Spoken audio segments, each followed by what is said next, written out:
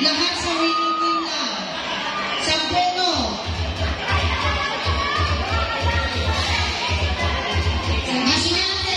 Mas malaking sobre, mas malaking naman. Oh, sige. Wow, may nagbigay na naman ng parapol. Ang mga blessings ay bumubuhos talaga.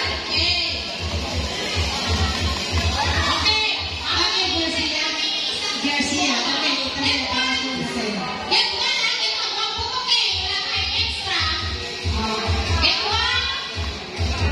Get one. Ako po naglaban na yung ate. Usaka din mo, auntie. Lobong laro. At ayun. Support. O, hindi yan ganyan. Huwag kayong umasa na ipit-ipit yan. Ayun. Hindi yan ipit-ipit. Okay. Masabi ni Coach Richard, kaliwan niyo. Hey, sinagalingan nila. Kayo, may strategy ba kayo? May strategy ba kayo?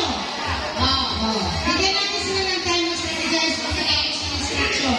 Okay. Alam niyo na ang gagawin? Ano, papakita ko. Papakita ko na lang para hindi mahirap.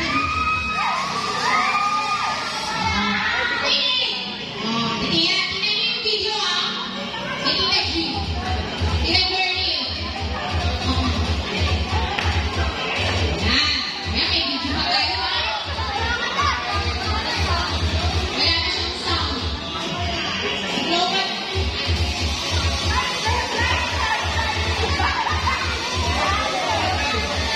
Okay, ito. Ganito ang gagawin natin. Makinig. Kailangan hindi mapuputol na ito. Pangalin mo muna. Ganito. Relax. So ganito ang gagawin. Yan. Kita mo yung balon isa-isang susunduin.